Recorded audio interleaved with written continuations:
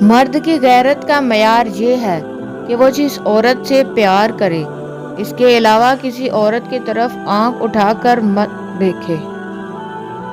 ایک اچھا شوہر مذاق میں بھی اپنی بیوی کی بے عزتی نہیں کرتا۔ عورت نازک ہوتی ہے، عمر سخت جان، اس کے باوجود بھی عورت مرد کا ٹیپو سہارا لیتی ہے۔ مرد عورت کی اونچی آواز بھی برداشت نہیں کر سکتا۔ ایک بیوی کو اپنے شوہر سے جب سب سے قیمتی اور ضروری چیز چاہیے ہوتی ہے وہ ہے اس کا احساس اور عزت۔ شوہر کا لاپرواہ ہونا بیوی کو نفسیاتی مریض بنا دیتا ہے۔ شوہر کے لباس سے بیوی کی نفاست اور بیوی کے لباس سے شوہر کی غیرت کا پتہ چلتا ہے۔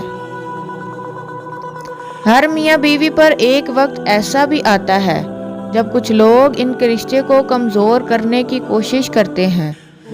جو اس مشکل وقت میں نکل گیا وہ سکھی، اور جو لوگوں کی باتوں میں آ گیا اس کا مقدر میں نہ ختم ہونے والا دکھ ہے۔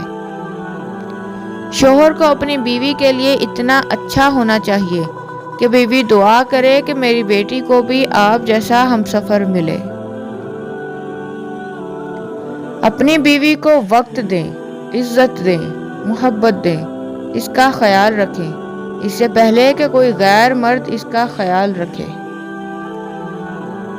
جس طرح استری کرنے سے کپڑوں میں جان آتی ہے، بالکل اسی طرح سب کے سامنے عزت دینے سے بیوی میں بھی جان آتی ہے۔